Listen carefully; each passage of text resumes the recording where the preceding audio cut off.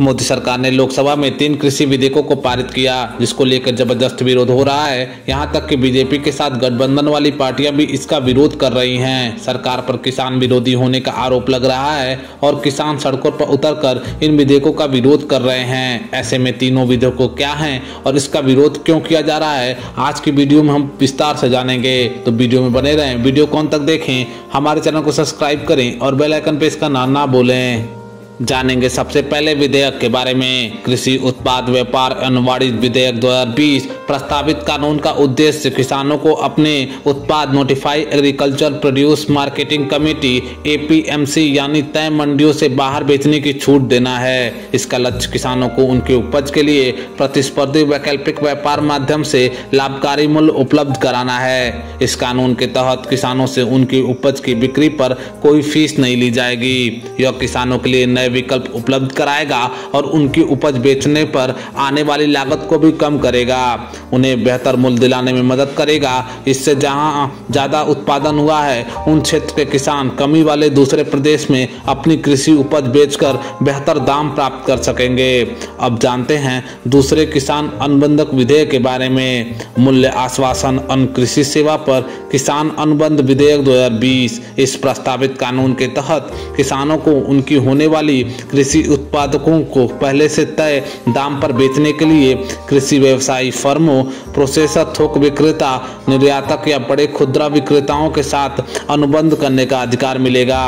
अब जानते हैं तीसरे एसेंशियल कमोडिटी बिल 2020 के बारे में। आवश्यक वस्तु संशोधन विधेयक 2020। यह प्रस्तावित कानून आवश्यक वस्तुओं की सूची से अनाज, दाल, तिलहन, प्याज और आलू जैसे कृषि उपज को युद्ध, अकाल, असाधारण मूल्य वृद्धि, प्राकृतिक आपदा जैसी असाधारण परिस्थितियों को छोड़कर सामान्य परिस्थितियों में हटाने का प्रयास करता है तथा इस तरह की वस्तुओं पर लागू भंडार की सीमा भी समाप्त हो जाएगी। अब जानते हैं इस बिल से किसानों को क्या लाभ होने वाला है। इससे किसानों को अपनी फसल को लेकर जो जोखिम रहता है वह उस खरीदार की तरफ जाएगा जिसके साथ उन्हें अनुबंध किया है। इनसे आधुनिक तकनीकी और बेहतर इनपुट तक पहुँचने देने के अलावा यह विपणन लागत को कम करके किसान की आय को बढ़ाएगा।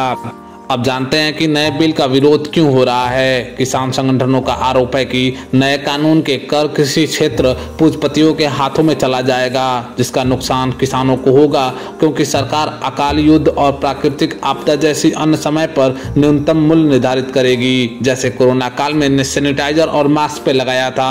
कृषि उत्पाद की जमाखोरी के कारण वस्तु की कीमत बढ़ जाएगी और मंडी में किसानों के लिए न्यूनतम मूल्य निर्धारित होता है, जबकि नए किसान कानून में यह स्पष्ट नहीं है किसान को फल का न्यूनतम मूल्य मिलेगा या नहीं, क्योंकि उत्पादन अधिक होने पर कीमत घट सकती है। APMC में किसानों को फसल के मूल्य पर किसी प्रकार का धोखाधड़ी होने का डर नहीं रहता, जबकि नए बिल के अनुसार पैन कार्ड वाला कोई भी व्यापारी फसल खरीद सकता है। अब जानते हैं कि इस विरोध में सरकार का पक्ष क्या है। इसका उद्देश्य कृषि क्षेत्र में निजी निवेश FDI को आकर्षित करने के साथ साथ मूल्य में स्थिरता लाना है। किसानों के लिए फसलों के न्यूनतम समर्थन मूल्य की व्यवस्था जारी रहेगी और इसके अलावा प्रस्तावित कानून राज्यों की कृषि उपज विपणन समिति कानून का अतिक्रमण नहीं करता है। ये विधेयक यह सुनिश्चित करने के लिए है कि किसानों को मंडी के नियमों में अधीन हुए बिना उनकी उपज के लिए बेहतर मूल्य मिले। उन्होंने कहा कि इन विधेयकों से यह सुनिश्चित होगा कि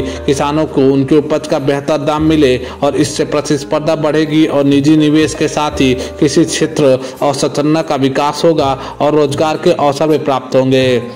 अब जानते हैं किसान बिल से जुड़ी कुछ अफवाहों के बारे में। नंबर 1, विरोधियों का कहना है कि किसान बिल असल में किसानों को न्यूनतम समर्थन मूल्य न देने की साजिश है, जबकि सरकार का कहना है किसान बिल का न्यूनतम समर्थन मूल्य से कोई लेना देना नहीं है। MSP दिया जा रहा था और दिया जाता रहेगा। नंबर 2, विरोधियों का कहना है कि इससे मंडियां समाप्त हो सकती हैं, जबकि सरकार का कहना है मंडी सिस्टम जैसा था वैसा ही रहेगा। नंबर 3, विरोधियों का कहना है कि यह किसान विरोधी बिल है, जबकि सरकार का कहना है किसान बिल से किसानों को आज़ादी मिलती है। अब किसान अपनी फसल किसी को भी कहीं भी बेच सकता है। इससे वन नेशन वन मार्केट स्थापित होगा। बड़ी फूड प्रोसेसिंग कंपनी के साथ पार्टनरशिप करके किसान ज़्यादा मुनाफा कर सकेंगे। नंबर 4, विरोधियों का कहना है कि इससे बड़ी कंपनियां किसानों पर शोषण करेंगी, जबकि सरकार का कहना है कि समझौते में किसानों को सबसे पहले तय दाम मिलेंगे, लेकिन किसानों को उनके हित के खिलाफ नहीं बांधा जा सकता है और किसान उस समझौते से कभी भी हटने के लिए स्वतंत्र होगा। इसके लिए उसे कोई पेनल्टी नहीं ली जाएगी। नंबर 4, विरोधियों का कहना है कि इससे किसानों की जमीन छीन सकती है, जबकि सरकार का कहना है कि बिल में साफ कहा गया है कि किसानों को जमीन की बिक्री, लीज और गिरवी रखने का पूरी तरह प्रतिबंध होगा। समझौता फसल का होगा जबकि जमीन का नहीं। नंबर 5, विरोधियों का कहना है कि इससे किसान को नुकसान होगा, जबकि सरकार का कहना है कि कई राज्यों में बड़े कॉर्पोरेट्स के साथ मिलकर किसान गन्ना, चाय, कॉफी जैसी फसल उगा रहे हैं। अब छोटे किसान को ज़्यादा फायदा मिलेगा और उन्हें तकनीकी और पक्के मुनाफे का भरोसा मिलेगा।